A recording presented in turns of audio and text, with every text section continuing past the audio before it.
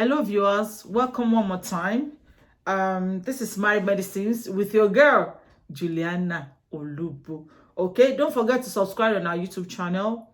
All right, subscribe and so you can get updated. And don't forget to press the notification button so that will update you every time, anytime we upload a new episode. Okay, so this is episode 2. I talked about it last week that we are starting a Q&A, question and answer. So questions and answers, because a lot of people sending us messages, questions. Okay, what can I do if this has happened to me, or something like this is happening to me? What the next step, the decision to make, and all of that. All right, so we appreciate you for sending. Keep sending in and we'll keep attending to it. And sometimes what we do is when questions like look alike, that it's gonna be the same answer, we just put them together. And so I believe that this particular question that is being asked, I know a lot of people are going through it, and so because of that, there are some other questions, but I believe this will answer to those questions for you. And for the people sending these questions, we've attended to them. We've tried as much as we can to help with the help of the Holy Spirit, so they've been sorted out. Hopefully, it's another thing to advise, it's another thing to counsel. It's for the people that you're counseling to take it and work on it, and hopefully it will work for them. So, but we just have to bring this out, because I know a lot of people are going through this same thing. Okay, so that's why we are bringing out to you something. Just hold on for me 1 second. What's this? Okay, I'll do that later. So, and these are the questions. Now, the first question I'm gonna treat here. So I will do just one question, and but I will make sure that I talk about the problem and I talk about the solution. As you are looking at me, don't forget one more time to press to subscribe. Yes, for you to subscribe, you need an email. I know sometimes a lot of people, once they click on it, and it will, when they want to subscribe, to tell them enter your email is not a big deal. Just when you have an email or a Gmail, just, yes, I know what I'm saying, but so just enter your email, okay, and you'll be able to subscribe, and also press on the notification button. God bless you as you do so. All right, so today's topic is the question was asked: I'm very lonely in my marriage. What can I do? I'm very lonely in my marriage. What can I do? And you might think it's very simple. It's just, so what's that? If you are lonely, spice it up and do something in your marriage. I know a lot of people talk about, oh, if you are lonely, go out, do shopping, or if you are lonely in your marriage, go for holidays and all of that. I know those things. Yes, you can do all those things. But you can come back from those holidays, and you can come back from the shopping and everything, and you can still be lonely. So I won't say going out for shopping or you going out for holidays will resolve the problem of loneliness. Loneliness is very deep. Loneliness is very deep. Not something that you just want to treat lightly, like, okay, is that what the problem is? Okay, what do you want? Sometimes you'll be asked, what do you want? What do you want? What do you need? And things like that. But on this note, the person said she's very lonely in the marriage. But I will direct this topic, this message, to both sides, because some men too can be very lonely in their marriage. They can be very, very lonely in their marriage. And so I want to talk about, okay, now the thing is, the first question you will ask yourself is this, and that's what the person has done, and we've sought the owner of this question, they're sorted out already. But is, what can I do? Am I the problem? Is my partner the problem? Those are the questions that goes on in your head, like, okay, what can I do not to be lonely in this marriage? Okay, am I the problem? When you can do that you're not pointing fingers, like, oh, okay, I know I'm all right. It's just my husband, or it's just my wife. that is not doing the right thing, and because of that I am lonely and things like that. Okay, so no pointing of fingers. You are lonely is you are lonely. Loneliness is a very depressing, is very depressing, very, very depressing. So what can I do? Okay, am I the problem? That's a question. That is the second question. Is my partner the problem? All right, is my partner the problem? So I lay out some problems that you can encounter in this process of loneliness. All right, and another thing, one is we can live in the same house, share the same meals, even sleep in the same bed, and still feel isolated. Okay, you can still feel isolated. You living with your husband, you can still be lonely. Living with your wife, you can still be lonely. You can still be eating together, you know, you can be doing stuff together, and at the corner of your heart, like deep down your heart, like when you're alone, you feel lonely, you feel, you know, segregated, you feel like you're isolated, you feel disconnected, you know, you feel alone, like I'm lonely. You can have a lot of people around you, you can have people living with you, and you can still be lonely. You know, you can still be lonely. Those are the things that happen sometimes. So sometimes when you tell people that you're lonely, they will look at you like, are you crazy? You're lonely. Like, okay, what do you want in your life? Your wife is doing well, or your husband is doing very well. What do you want? If you don't know what to do, if you don't go and do shopping, go and do all of that. No. Loneliness is deeper.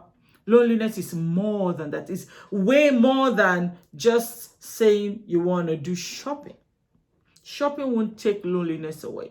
It might take it away for a moment. That time you're doing shopping, you're buying what you like and things like that. What if you can't afford shopping? What if your partner can't afford shopping? And I know sometimes a lot of men will go like, oh, what do you want? What else do you want in this marriage? I'm giving you everything. So why do you tell me you are lonely? If you are lonely, go out with your friends, blah, blah, blah, blah, blah. But she didn't marry to the friends. She's married to you.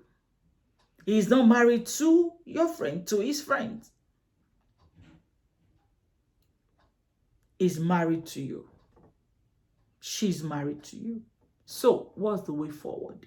Another thing that can happen, another problem that can occur is no one imagines a lonely marriage when choosing a wedding dress. So most of the time during preparation for your wedding, you are doing this, you are doing that, because sometimes you think getting married, some people, they've been lonely even before getting married. So sometimes you think, oh, okay, once I'm married, I have my partner, then, you know, like living well forever, like, you get what I mean? Why should I be lonely when I have my husband? Why should I be lonely when I have my wife? So in your head, you're thinking like, let me run away from home. You know, especially when you're single and you want to get married to, in your head, you're, oh, thank God, I will be to myself now. It's going to be me and my husband, or it's going to be me and my wife, and things like that. And because of that, now you getting into the, after your wedding, get into the marriage, you feel like you're still lonely. And you go like, okay, what's the problem? Why am I lonely? Why am I in this, situation? Now, by God's own definition in Genesis 2:24, let me read this to you. Marriage is about oneness and intimacy. Marriage is about oneness and intimacy. Two united into one. That's what the scripture says. So now it has to be, like I said, why are you the problem or your partner is the problem?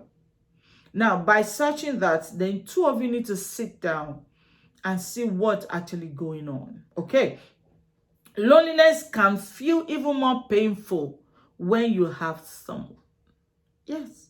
Loneliness is worse when you have your partner, when you have your wife, when you have your husband. Why should you be lonely having each other for each other? Why? You can ask the question, why? And the last one is, physically they are there.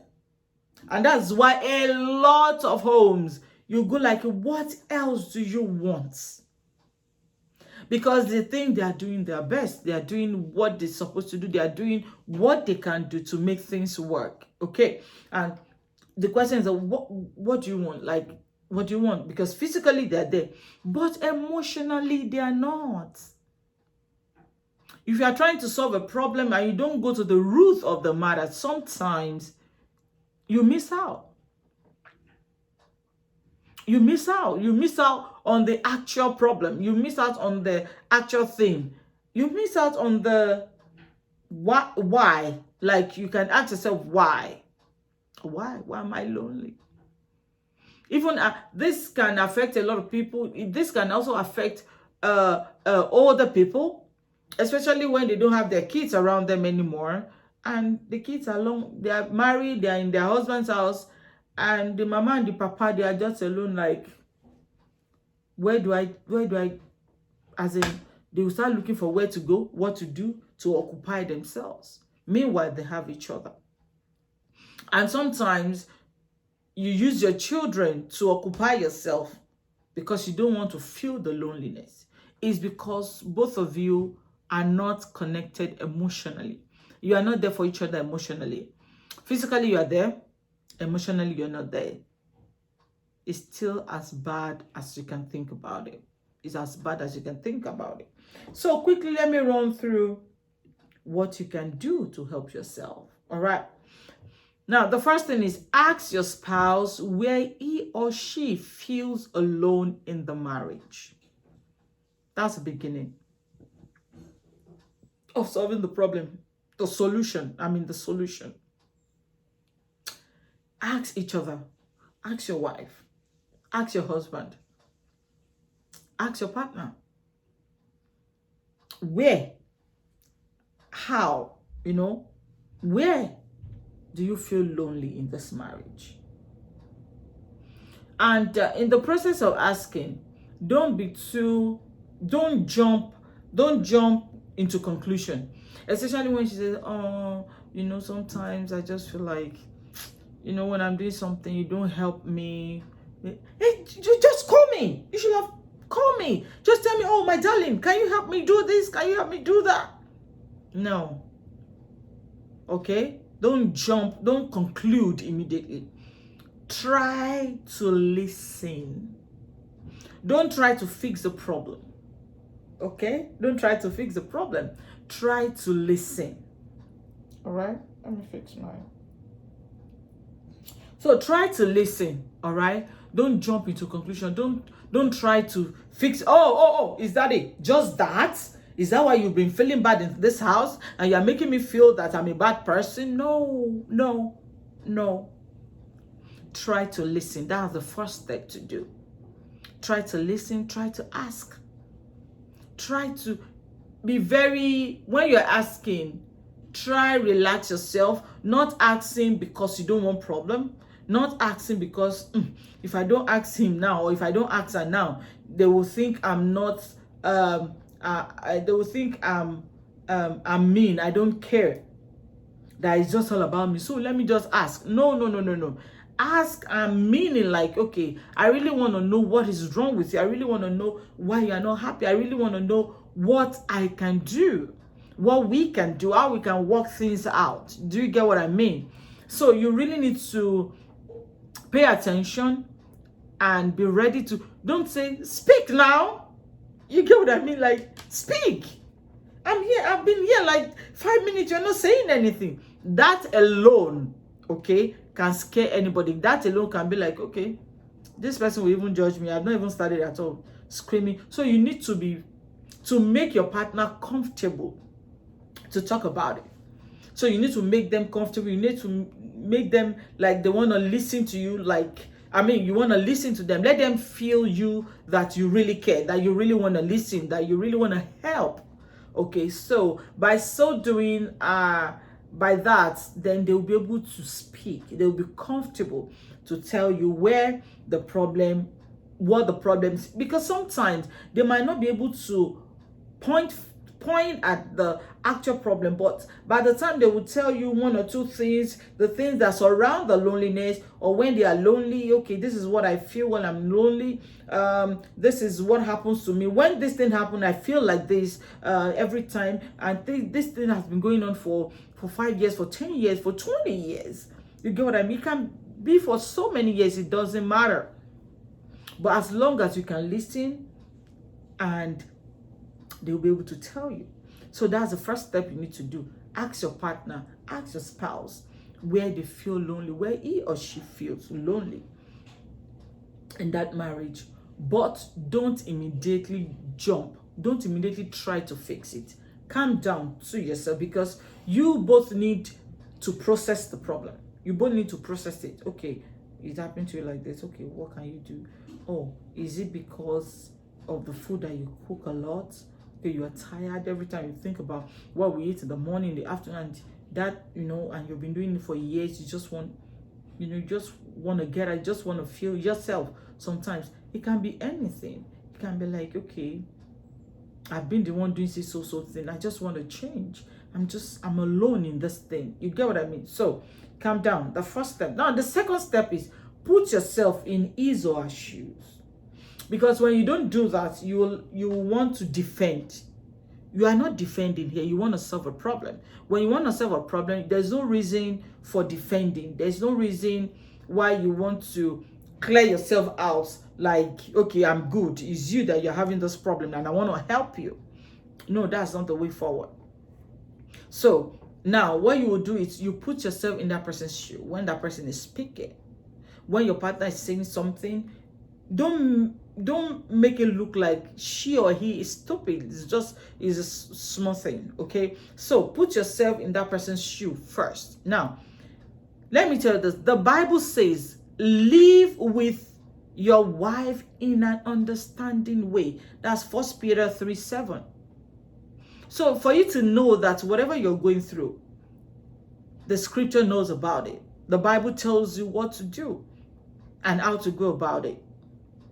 So now, when you live with understanding with your wife, with your husband, you will see that life will be better for both of you. Okay, life will be better for both of you. So, what I'm saying is, put yourself in that person's shoe, and that will help you a lot. So, you'll be able to resonate with what the person is going through. You'll be able to, think beyond just trying to fix the person. You get what I mean, if I'm making sense? So that's number 2. Now, number 3 is no judging. Don't judge. No judging. No rejecting. Don't reject like, wait there. So is that what it is? And you tell me that we are one in this family, and you've been going through this, you are not telling me, oh, you want me to feel bad, you want me to look bad to people, blah, blah, and you go on and on and on and on and on. No judging, no rejecting or minimizing the problem. What do I mean by minimizing the problem? Minimizing is, oh, so just that. Okay, so you are not happy because it stressed you out when you think about what the family will eat in the morning, afternoon, evening. Oh, okay, you are stressed about just picking your son or your boy, your kids in school. Oh, you are stressed about, oh, what about me? What about me that I go to work every time? Are you saying I can't be tired as well? Me too, I'm tired. Me too, I'm this. Me too, I'm done. No, all those things. Don't put it that way. I talked about it before. No judging, no rejecting what the person said by just trying to stop them. And another thing is, don't minimize the problem. Don't feel like, oh, it's not a big deal. Oh, is that why? Oh, just that. Oh, that's why you are behaving like this all this years. Oh, that's why you are behaving like this all this years. So this is just a problem. Oh, don't minimize it. Don't minimize his or her emotions. Don't say it's not a big deal. Don't say it's not something to cry about. Don't say it's not something to be lonely about. Don't. So don't judge. Don't discriminate. Don't minimize the problem. Don't minimize his or her emotions. Don't. No, don't mouthwash it. Don't mouthwash it. Don't downplay it. You get what I mean? Don't downplay it. You know, there's so many examples. Don't downplay, don't downwash it. Don't say, oh, just that. Like I said before, if your husband is saying, even though we're in the house together, your husband is saying, I'm just lonely. And after that, and you go like, you are lonely. I'm here in the house. How can you be lonely? You have your kids. How can you be lonely? And as a wife, you are doing all that, you are saying all that. You can't be lonely, my husband. Oh, you are tired of me, so you don't want me anymore. You are lonely. Oh, because you don't care about me anymore, or because you don't want me anymore. Remember what I said first, talking about all the problems. Okay? So, don't mouthwash it. Don't downplay it. Don't belittle it. Don't say it's not a big deal. It's a big deal for the person. That's why your partner has been in that problem for so many years. And so I'm saying that's the number 3, right? So make sure that you pay attention, like I said, and don't make it small. That's why you have to put yourself in the shoes. If you put yourself in that person's shoe, your partner's shoe, then you will know that it's a big deal for he or she to have been in that problem for a very long time. This thing I'm saying, you might be thinking it's not a big deal, but I tell you that a lot of people are dying, a lot of people are killing themselves, and that's why you hear some wife or some husband, they say they're tired of that marriage, just want to get out. Why? Because that problem they are going through, you didn't know about it as their partner. They didn't share it with you. There's nothing has occurred for them to feel comfortable to share with you, especially when you know each other so much and you know that it doesn't count anything. She doesn't count. You just laugh over it, or she'll make jest of me and things like that, and because of that you're keeping it. The 4th solution is figure out where your spouse feels lonely in that marriage. What's the cost? Why did that happen? Why? What am I doing wrong? What are you doing wrong? How can we be better? How can we fix it?